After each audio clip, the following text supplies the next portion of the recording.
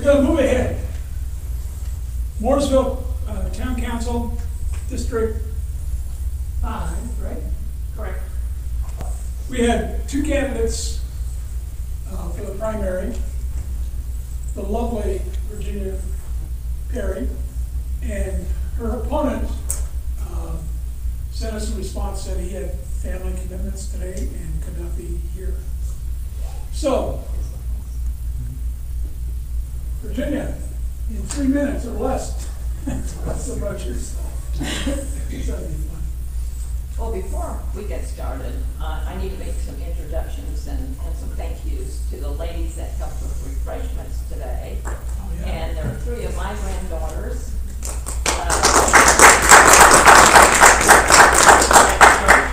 Who will be going into Fall Academy this fall.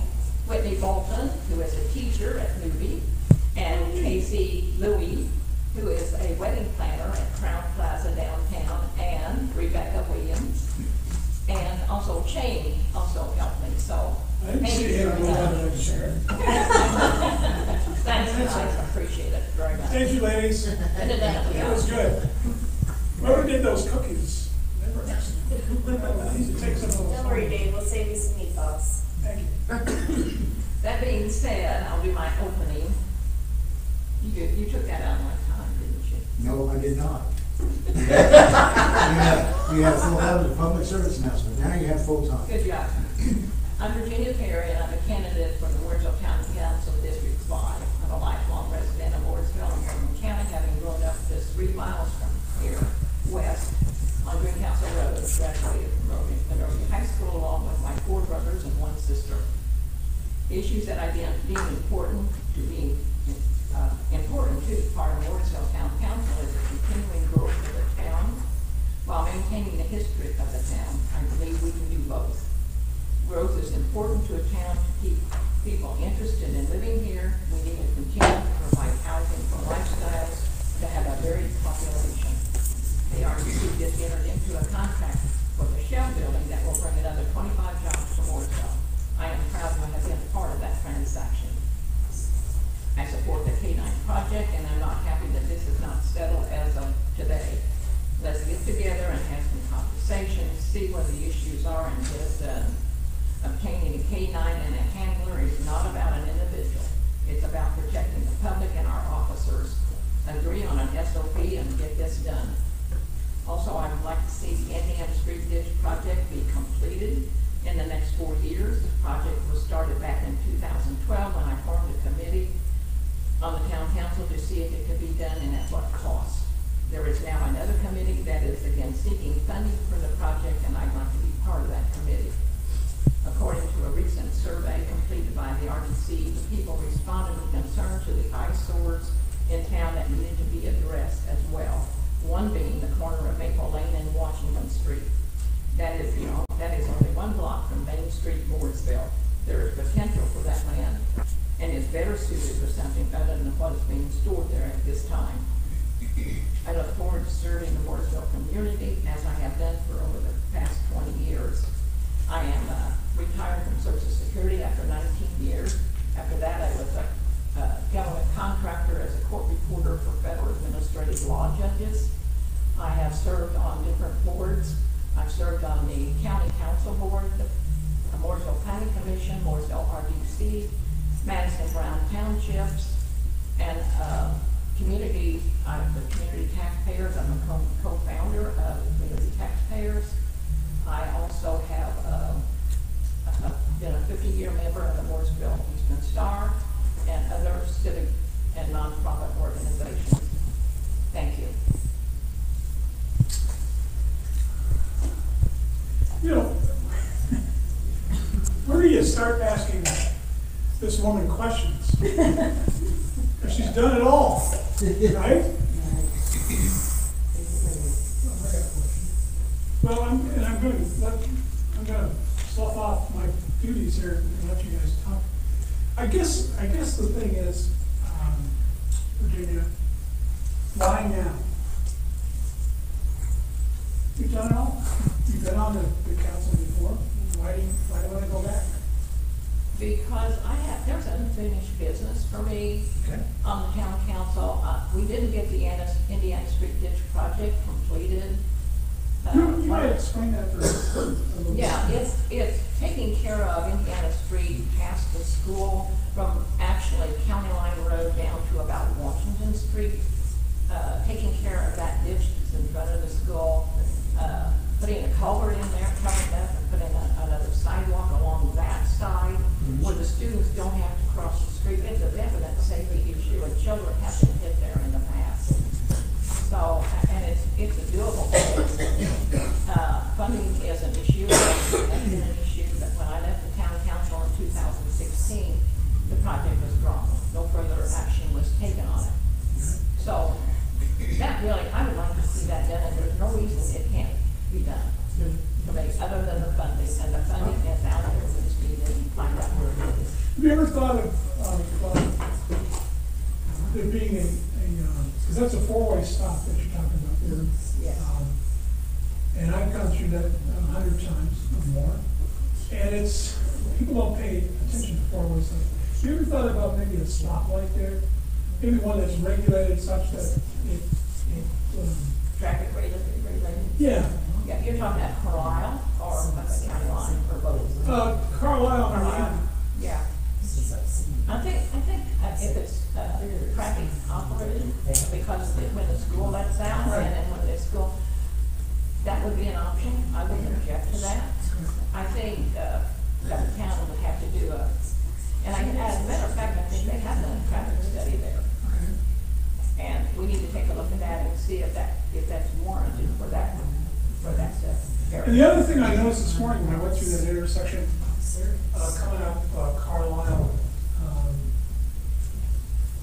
that telephone pole, that's right there, it's practically in the middle of the road. The metal one? No, the wood one. Is there any chance that could be, because that, to me, that seems like a bit of a hazard, maybe I'm overstating it. I don't know if that belongs to IPL. I'm assuming it probably does. That would be something you need to talk about at IPL. They probably would move it, but they probably charge the town for it. That would be my guess. You said you had a question? Yeah. Go ahead. What's ever happened with the buffer zone deal? I thought once they got canceled, it's still in effect. The buffer zone is still in effect. The county commissioners can do away with that if they choose to do so. It's my understanding they have someone looking at getting rid of the buffer zone. They're having some kind of a committee or an engineering firm. I'm not sure who looking at it. I know I've talked to Don Adams about it, and I'm in favor of getting rid of it. When we lived on Hadley Road, where we lived for 45 years, we were in a buffer zone, and it's frustrating when you want to build a garage or make any changes that you have to go to Martinsville and get permission rather than Mooresville. So, and I don't know what benefit it is for the county to continue to have a buffer. I don't understand why it's still there. I really don't. Anybody else with questions? Yeah, go ahead. When you were on the council back in 2012, you voted several times to take over the water company. I was wondering if you could explain those votes. Yeah, Danny, that was 10 years ago. And you have a specific question about the water company or? So what was your thought process and why did you support it? The water company had already been in discussions before I came on the council in 2012. And I actually went online because I knew you were probably going to ask that question. And I printed out the minutes, minutes for 2012 to 2016. And I have a binder out there with this information in it. But I'll read part of it to you because that's been a long time ago. In May 2011, the IWC filed with the Indiana Utility Regulatory Commission a general rate increase for all customers in Indiana. In the filing, they requested rates to Mooresville customers be increased more substantially than any other customers across the state, simply because these customers have historically been charged a lower rate. In testimony to the commission, water company officials discussed the plan to fully transition Mooresville customers to a higher rate group, achieving a single tariff pricing. for all customers of IAWC located across the state of Indiana. In June of 2012, the company was awarded a mere 1% system-wide increase by the regulatory agency. However, the company was granted permission to raise the water rates in Mooresville approximately 20% as their strategy to consolidate water rates in Indiana played out. Representing its citizens, Mooresville Town Council objected to this consolidated rate strategy being implemented by the water companies. However, because the regulatory commission in Indianapolis that approved these rates increases had already agreed to this strategy, the council had very few options available to oppose this action. In late 2012, the council began the process to acquire the Mooresville water system from the private owner, an action that would secure long-term water rate in line with actual cost to operate the local water system. To place a dollar figure on the cost of consolidated rates for the system in Mooresville is not difficult. In 2011, the annual revenues generated by the Mooresville water system were reported to be $1.6 million annually. If a single tariff pricing were fully implemented, revenues collected from Mooresville customers are estimated to climb as much as $2.5 million annually. Operations, investments, and profits of the private companies statewide. So they were going to lump us in with other towns, larger towns, who use more water, and they were going to charge us the higher rate. We didn't think that was fair. So we went to the water company to talk to them about purchasing the water company. And it's my understanding at one time Mooresville did own the water company and sold it. So the water company was not a willing seller, and so we filed suit with them. And then as the time went on, I think we were even clear into 215 before they kept coming back. At first it was 2 million, and then it was 7 million, and then they wanted 9 million. And then you will see in 2015, when the council, it was brought to the council again, that it was decided we had done too much, that we weren't going to ask for any more, we weren't going to give out any more money. And so if you look in the minutes, you'll see where the motion was made, and I seconded it to stop the pursuit of the water company. And in doing that, when we came away from that, we had the water company agree to not make any future increases until they made a substantial financial interest in the town of Mooresville. Well, as you know now, Indiana American Water is in the process of building a $25 million improvement on their water company facility. So I can only hazard a guess, and you can check with them, you're probably going to get an increase in your water rates as a result of that. That's just my opinion. So that's a boil down. But I have these, and these are the minutes, from the time I went on to 2012, 2015, when we stopped it. And you're welcome to look at it. You take those pages out of the book if you'd like to take them home. Because I have a duplicate book here. I have them. Does that answer your question, Dan? Sure. No, I just wanted to hear her explanation, that's all. Anyone else with a question? Let's talk quickly about, you mentioned in your opening statement that you believe in the history of the town. And as you know, because we're both on the Morgan County Bicentennial Committee, that in 2 years' time, Mooresville will celebrate its 200th birthday. And I wonder how you feel about that, how you feel about history in general, since you alluded to it. And what do you see happening, this is kind of another question, but what do you see happening, assuming you get into office again, in the next 4 years? And what things would you like to see get accomplished in the next 4 years as well? I would like to see, and I know it's already in the works, there are two housing subdivisions that are in the works, have been approved, and I'm all for that. I mean, and I think housing needs to be available to everyone. I think anyone that works hard and obeys the law should have the right to the American dream, and I'm not one to deny that. If I had that chance, my husband and I had that chance, somebody, Mr. Hadley, out on Hadley Road, sold us 2 acres off of his farm. He had never sold any part of his farm before. So I think everybody needs that chance. It's part of the American dream, and I would not deny that to anyone, but I'd like to see, more industry come here, more jobs, more housing. I'd like to see Mooresville move forward. I really would, and there's no reason why we can't. If it's done correctly and it's done in transparency and honesty. Well, speaking of improvements, we just had it this week, I guess that the town council has got an agreement with a company, and I don't know where it's from, to move into the building. Yes. They purchased on spec. And if I understand correctly, there was other land that was put aside for those kind of purposes. Would you be supportive of building a second warehouse or facility, assuming you got on the town council? I would, and there's 17 acres right close to that shell building, and yes, I would.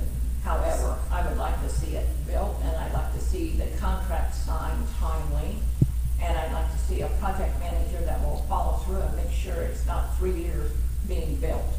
That was, I don't care about COVID, you know, I get we had COVID, but that was way too many. 3 years is too big, and then it sat there, and they didn't do the landscaping. And when I found out, got hold of the initial contract, and the date on it was an invalid date, that contractor was not obligated to finish that building according to that contract. It was an invalid contract. That's the first time I've seen it. So we need, in my opinion, we need a town manager that will take on those duties and take on other duties that, and a full-time town manager. We may have to pay them more, but I think we could save some cost and engineering expenses. We pay a lot of money out in engineering expenses right now, and I think we could save some engineering expenses if we had a town manager with an engineering degree. Oh, questions? Thank you, Vanna.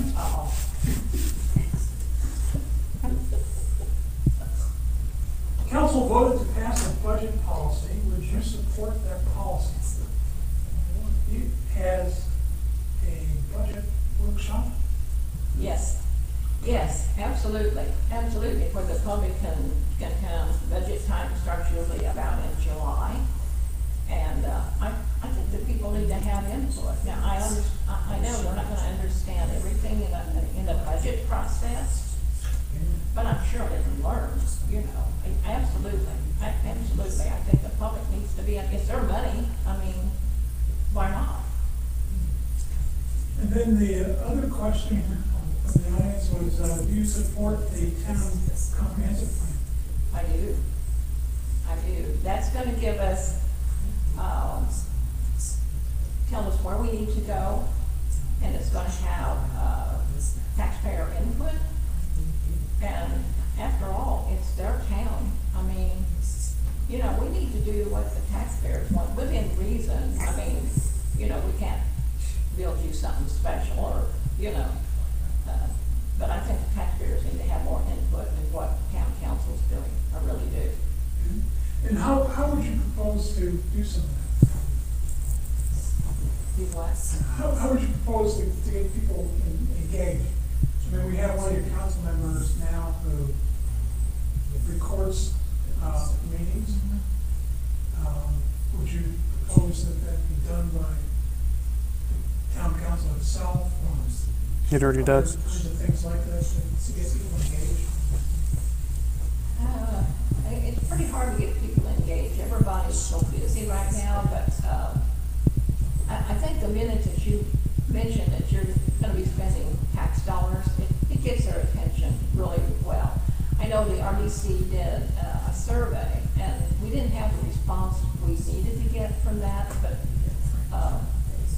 part of the response was the biggest response from that was the town wanted the eyesores done away with. And I totally agree with that. So I think, I don't know how you can make them be involved, but usually if you hit them in the pocketbook, they're going to pay attention. I mean, I wouldn't. Anyone else?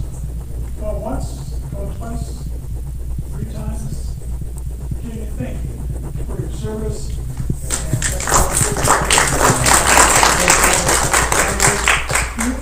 You have a summons statement? I do. I'm sorry. I'm getting a little punchy. That one chocolate chip cookie wasn't enough.